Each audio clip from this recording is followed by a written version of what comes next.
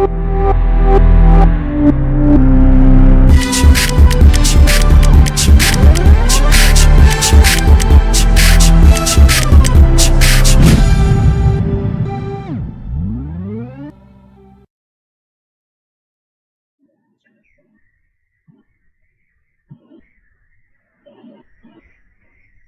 everyone, today we will start chapter 13, lesson 1. It's page 452.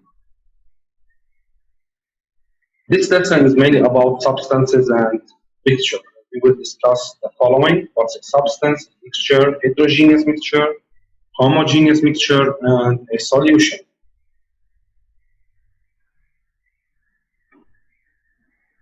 First, let's start with substances and mixtures. The difference between substances and mixtures.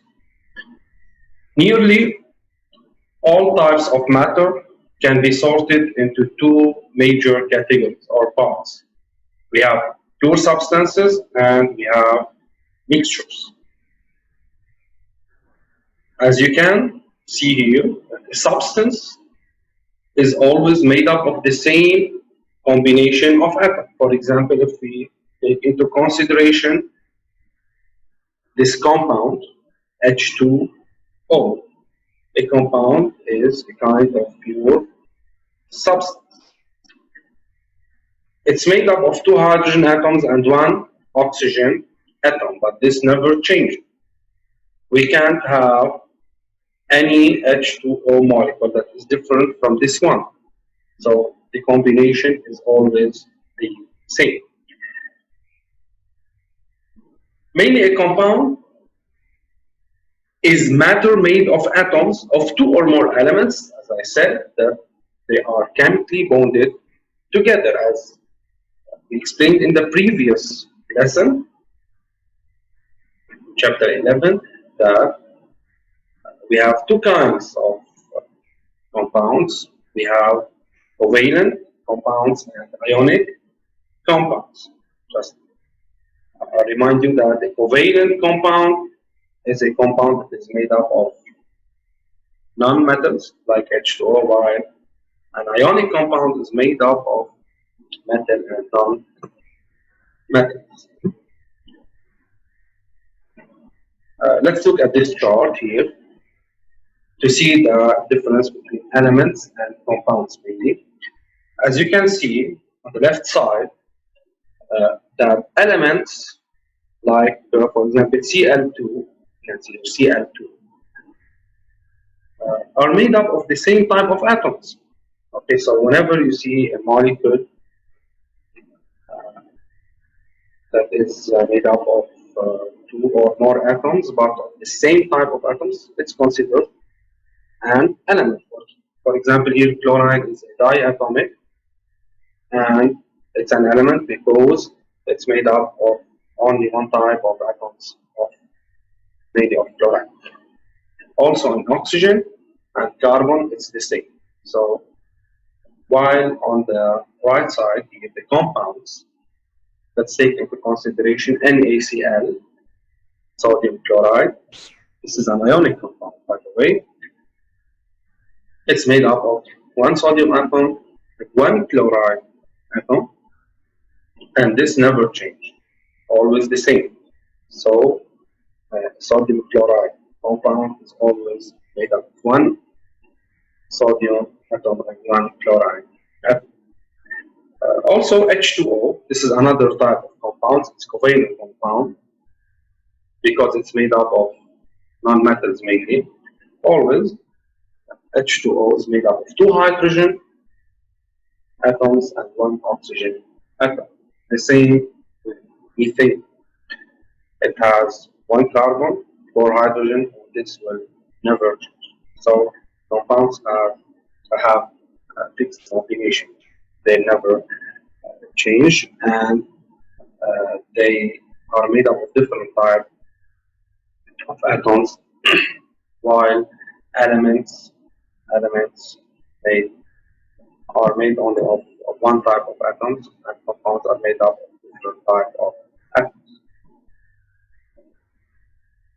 Now let's look at mixtures. What's a mixture? Mainly, mixture mixtures are made up of substances that are physically blended together or mixed together.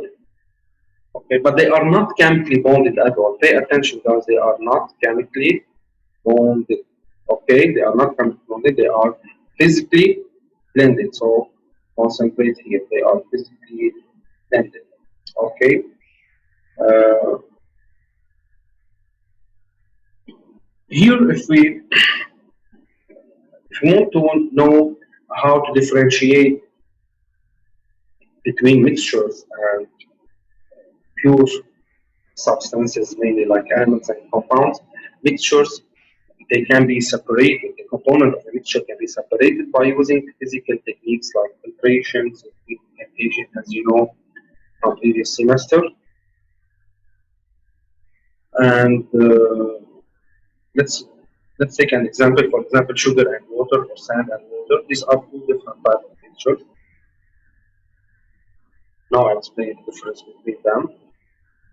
First of all, the quantity or the amount of the components that made up a mixture can change. It can vary. While components of compounds mainly they are fixed. Okay, it has a fixed composition, while mixtures have different composition, varying composition. For example, if we took sugar and water is a kind of mixture. Mainly, this is a homogeneous mixture, while sand and water is a heterogeneous mixture. Okay, the components in both mixtures can change. Okay, we can in the first example we can add sugar, add more or less sugar to water. The same in the second example, we can add more or less to water. It's still a mixture. Now, what's the difference between these two examples? Mainly, as you know, that we have two kinds of mixtures: homogeneous mixture and heterogeneous mixture. If you look at the first example, it's sugar plus water. In this example, sugar plus water is considered to be a homogeneous mixture. Okay, while sand plus water is a mainly heterogeneous mixture. So sand plus water is heterogeneous. Okay, you can hear that it's heterogeneous. Now, what's the difference between heterogeneous and homogeneous? In a heterogeneous mixture, the substances are not evenly mixed. They are not evenly mixed together. You can see the components that made up the mixture by your naked eye, or even under the microscope, because some mixtures appear to be homogeneous, but in reality they are heterogeneous, like milk and blood. So pay attention to this. So the main idea is that a heterogeneous mixture is a substance that, made up of substances that are unevenly or not evenly mixed. While in a homogeneous mixture, it's made up of substances that are evenly. Pay attention to this. They are evenly mixed. Evenly mixed means if you look at this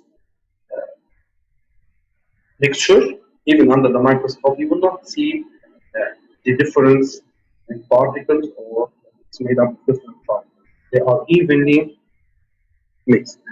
And this is the same example like sugar and water. While heterogeneous mixture is the same as sand and as I said before.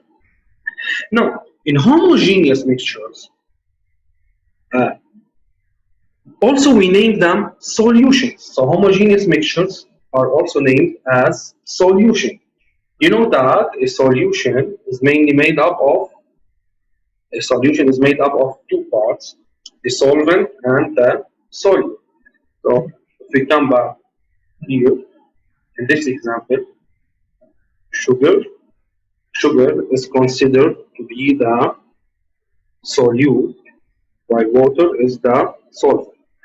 The solvent is the one that does the dissolving, while the solute is the one that is dissolved in this solvent. Always pay attention to this, as I explained previously, that the solvent uh, is made up of the highest quantity, or made the highest quantity of the solution. Always. Okay, guys?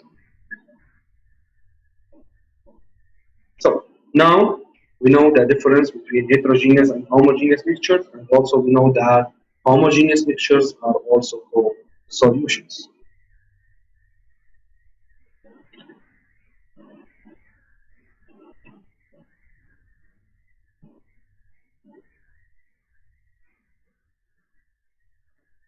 Okay. Now, how do compounds and mixtures differ?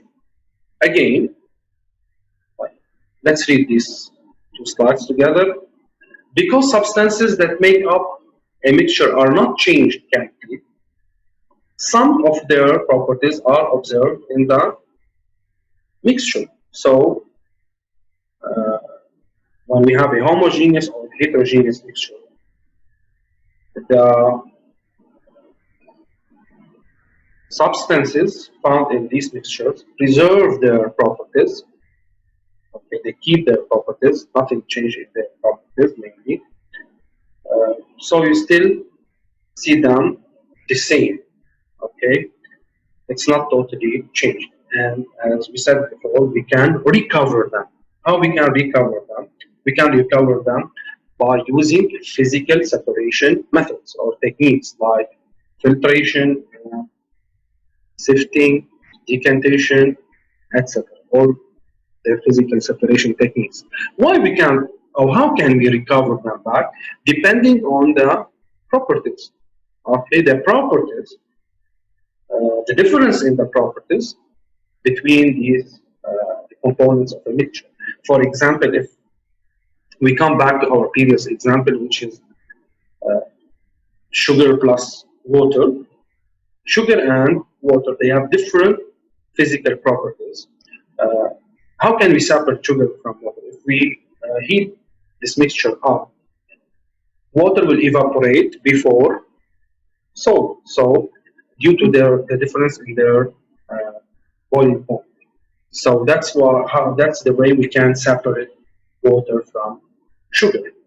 Okay, depending on the difference in its physical property. Another example is like rocks and sand. Rocks and sand, if we mix them together, they form heterogeneous mixture because they are unevenly mixed. We can separate them using sifting due to difference in their size or volume.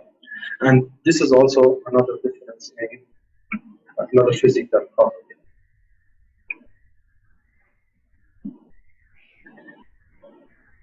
So, as I said, because the substances that make up a mixture are not bonded together, so why we can separate them again? Because they are not bonded together, they are just mixed. They can be separated from each other using physical methods. Now we know what we mean by the physical methods. Okay, guys, pay attention. Physical methods are like I said, sifting, filtration, manual sorting, etc. So the difference in physical properties such as boiling point of a substance can be used to separate substances from the mixture. Finally, we can just revise these two charts here in which they summarize the whole thing said before.